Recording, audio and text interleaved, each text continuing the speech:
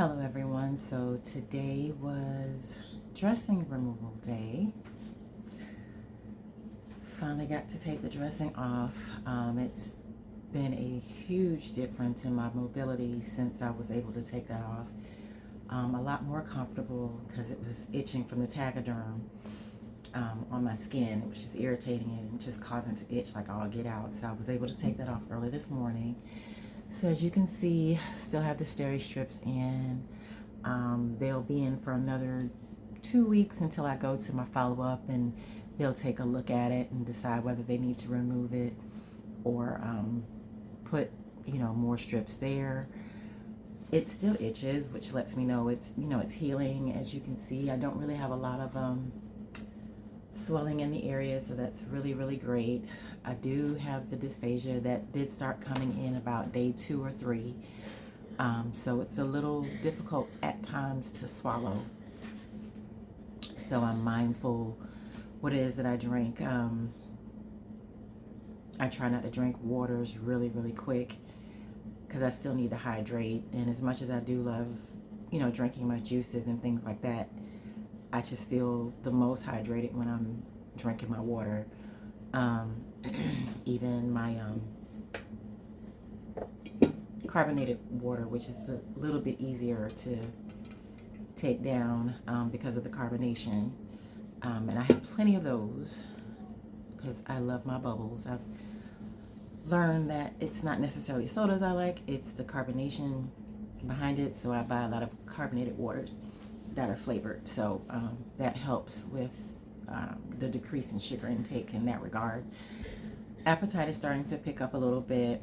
I am still taking the pain medication because when this does start to act up, it does cause my muscles to tighten, and I'm wanting them to start back getting into the habit of like loosening up so that I can start increasing my mobility a bit more as it heals. Definitely giving myself a lot of grace, but in the same breath, a lot of forward strides since the procedure. I'm not sure if you've seen my previous videos, but the day of surgery, right out of recovery, I was able to do this and this, which is something I've not been able to do since November. So I have about equal mobility in both arms. The deltoid area is no longer it's no longer tight. So that feels great. No numbness. Some of my balance is back. I've done some little tests where you kind of put one foot in front of the other, and I was able to do that with a lot less difficulty. So that makes me feel really great, especially when I was given the prognosis of like 6 months to a year. So it lets me know the nerves are still connected. There's still muscle memory there, and they're going back to doing what they were doing prior to the compression. So that gives me lots of hope. Can't wait to share this news with the surgeon when I go back in a couple of weeks for my follow-up. We'll kind of find out how long we want to wait before we start on my second surgery on my lower back. And I'm praying that it is just as successful, if not more so, than the one here with my neck. For the most part, I feel really good. Catching up on rest. Sorry, actually just woke up from a nap earlier. Gonna take a nice hot shower. That seems to kind of help loosen things up as well. Stay on my regimen of medications. I had someone in the previous video ask a question, and I wasn't sure if I had explained clearly in the first video that I had explaining the process of the surgery, because I know some of you that are on the fence on whether or not to get this procedure. All I can say is this: I know everyone's journey is different. This is the best decision that I've ever made for myself personally. because I'm already feeling the benefits from getting it done so early on. And tomorrow will be officially a week since I've got my procedure done. So just a quick recap. I was having some compression in multiple areas in my disc between C3 and C6. Also some degeneration, so there were some arthritic changes there as well, where, excuse me, apologies, where I had some stenosis or narrowing of the spine, which again diminishes, motor skills, things of that nature, numbness, pain, limited range of motion, just a lot of stiffness and discomfort. So it was, decided, by myself and the ortho team that getting the arterial cervical discectomy and fusion would be the best option for me long term. And like I said, it was the best decision I've ever made. To recap on that process, day of surgery, little extra cleaning, sterilization they did in regards to pre-op, because I do have delayed clotting. They wanted to check my PTINR, which is a test that checks how fast your blood is clotting or not. And mine's still a little, mine is going to always be a little elevated. We're still trying to figure out where it's coming from. We've done some blood studies and everything so far seems to come up negative, but we know that there's something there, so we're still waiting on those genetic results to come back. Those typically take a few months. So we're trying to figure out if it's a connective tissue issue or something within the blood, just something that hasn't been tested for, that doesn't pick up on regular tests so far. So as a precautionary, we've always just done the Humate P, which I feel is a bump up from DDAVP to help mitigate any hemorrhaging or breakthrough bleeding during the process of the surgery. They infused me with that before and after, and that Friday and Saturday upon discharge as well, just to make sure I was getting something in my system, again, to mitigate any possible breakthrough bleeding or hemorrhaging. It's been successful. No, they took the drainage out the day of discharge. No additional bleeding since then, so that lets me know that the medication is doing what it's supposed to do. After getting the infusion the day of the operation, they have me sit about an hour before we go in, just to make sure that it's through my system pretty well. We go down to the OR area where they give me something to relax, Versed, best stuff ever.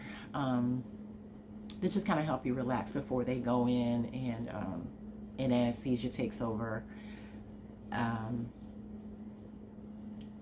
They put in additional IVs once they have you in the back. So I had an IV here, IV on this arm as well, a couple little other things, and then an A-line here, so that they could feed the anesthesia through along during the procedure. They intubate you as well,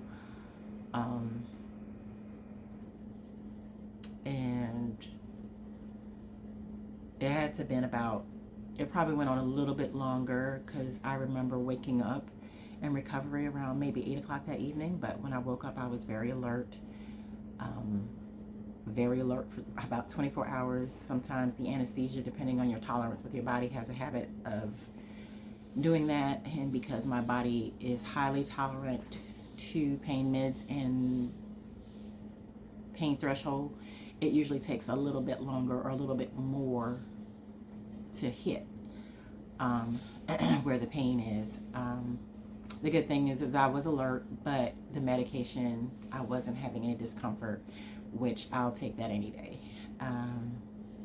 Again, highly alert, aware, right out of recovery, checking, range of motion, speaking with the staff. They eventually took me back upstairs to my room. My nephew, he was there.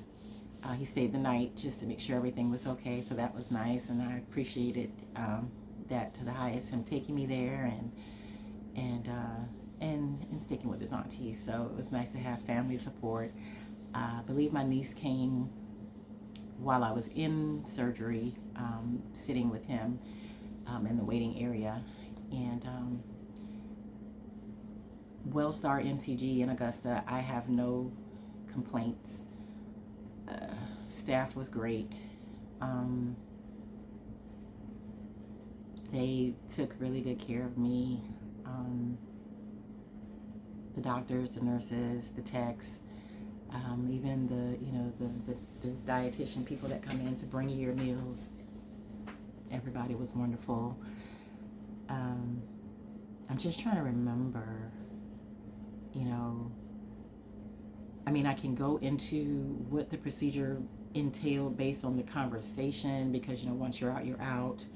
Like I explained in my first video, once they have you down and out, they do a fluoroscopy to just kind of see where the degeneration is, so they'll know how far they have to cut for the incision.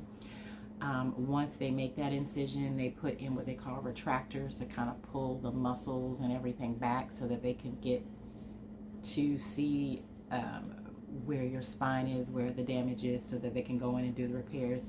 So this is open for some period of time. So this is kind of where the dysphagia comes in, because you've had something pulling on muscles and organs that don't necessarily be pulled on for any inundated amount of time. So you have like your trachea here, you have your esophagus, that's all being pulled back into the side. So it just feels a little weird now that I have like a titanium plate there. I'm pretty sure it just feels a little different in the meantime. Like I said, I'm still able to swallow. It's just a little weird. Voice has gone down an octave a bit. I do get some scratchiness every now and again because there is some drainage, which again is good. We want the drainage because that lets us know that everything, the lymph nodes, the lymphatic system, everybody's doing what they need to do. So everybody's staying in their role and knowing their place. So while that's going on, they're going in, taking chips of bone away, taking any damaged disc out, so that they can replace that with the spacers that, they either take from your hip or use a cadaver. I'm pretty sure that they either use a cadaver or use bits from the bone that they chipped off from the arthritis in the spacers, so that it can promote what we call osteoblast or osteogenesis, so that we can get those bones growing and fusing together, which usually takes about, I want to say 6, maybe even longer than that. We might be looking at 12 to 18 months time frame for everything to completely fuse. And once that does it, some of that mobility will be even more so limited. So that's why my doctors and staff encourage me being as mobile, as possible, and within limits and means, of course, not to push it, and to get myself to trusting my body in this new phase again as well. So there'll be some stiffness some days, and like I said, giving myself a lot of grace. It's been 6 days since my procedure, and I feel like for the most part I'm doing pretty well. So they go in and do all of that, and once they put the spacers in and everything's where it needs to be, they put the titanium plate in. I have a 3-space plate with about 8 screws in, so 2 at the top, 2 in the bottom, and 2 in the middle, in between where those discs are. And again, over time, all of those will form into one. And that's pretty much it in a nutshell. I can see and understand the anxiety behind it, because it's your neck. You have your carotid, you have your jugular, you have those main arteries and veins there. But they're very careful not to touch all of those things. And the doctor is usually on that side anyway, which that's who you want on that side, because he's doing all the work. He knows where all the things are. Um, I went in with a joyful and hopeful heart. Like I did all the praying that I could and then some. And it's almost like they say, you can't serve two masters. You either are in a place of worry or in a place of peace. And if you're in a place of peace, there's no need to worry. And if you're worried, find peace. And I had, more or less made peace, with all of this. I knew it was something that I needed. The way it happened, how it happened, all of the people, places, and things, how they all fell into place. I know that was no one but God orchestrating all of this from day one. So I knew that I was in good hands with him and the people that he had put in place to make sure that everything was okay. I will say this, as a person who's watched a few of these videos,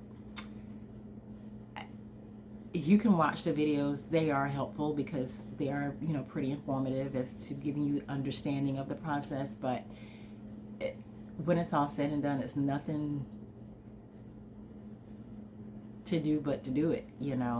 Just go in there, prayerful, hopeful, positive that everything is going to be okay. And like I said, 6 days in, I wish it was 6 months in. We'll definitely come back in about 6 months. I'll probably do 1 month. So what I'll probably do after today, I'll probably hop back on in about 2 weeks after my post-op appointment to kind of give you updates on that. And then 1 month, and then we will probably do a 3 month, and then 6 month, and then 12 month. And then I will do my best with Life and to do, every year, just to kind of, keep everybody abreast on the things that I've noticed or didn't notice since this procedure. And it'll probably run in tandem to when I do my lumbar. That will probably put a different spin on what my recovery looks like when that gets added into the fray. So thank you guys for still following me in this journey up this far. And if there's anything that I can possibly answer, you can leave a message in the comments. You can find me on Facebook under Courtney Stroman. That's S as in Sierra, T as in Tango, R as in Romeo, O as in Oscar, M as in Mike, A as in Alpha, N as in November. You'll see me with the two cute little parrots on my little shoulders. That's my Facebook page. You can follow me there as well. You can follow me on Instagram on Adimu Essentials. That is A as in Alpha, D as in Delta, I as in India, M as in Mike, U as in Umbrella Essentials. You can follow me there for now on Instagram.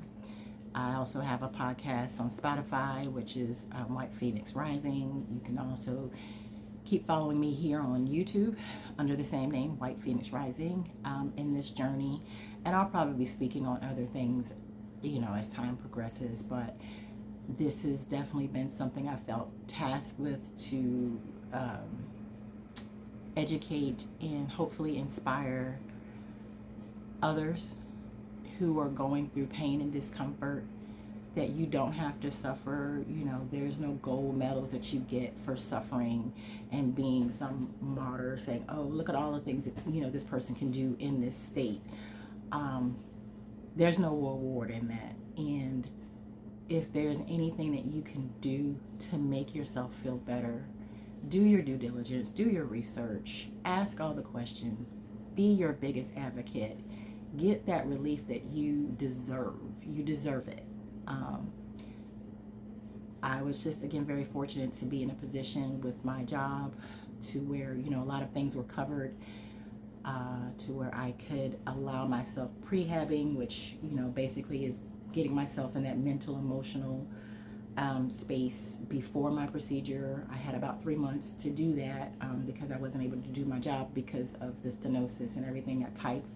I'm sitting down a lot of hours, so the doctors thought it was best that I did as much rest as possible to give the procedure its best chance of recovery. So I've had about 3 months to, rest my body and get everything allocated in preparation for this procedure. So I was very thankful and blessed in that regard, where, I pray the prayers. And like I said, since day one, he's provided everything that I needed in this season. People, places, things, my church family, thank you. My soul family, thank you. My blood family, thank you. Into the Most High, thank you, thank you, thank you, thank you. I didn't expect to embrace my soft girl era this way, but here we are, and kind of liking it, to where I don't feel like I have to always put up the fight. I can be in my space and flow, and things just, move the way that they do. It's all Bruce Lee like in a way, but I'll probably post some pictures, possibly on YouTube, but I know for sure that I'll probably post them on my IG and Facebook page, just to kind of show you where it was like day one, progressing to, day 6, where I was able to, hallelujah, take that taxiderm off, because it was just, itching, because my body naturally wants to detox. I've been sweating like all get out, so, which is, not abnormal. It's just, that's just my body's response of getting, all of the nasty things out that, they serve their purpose at their time. The drug, the anesthesia, they serve their purpose at the time to do what it needed to do, and it's now time for it to go away. So I've just been sweating it out. So after this, I'm gonna probably take a nice hot shower to get this all off and put something else comfortable and find some other vittles to eat for today. Again, thank you for sitting with me and holding space with me. And again, I hope that you continue to follow me in this journey. And until the meantime, stay blessed and keep rising.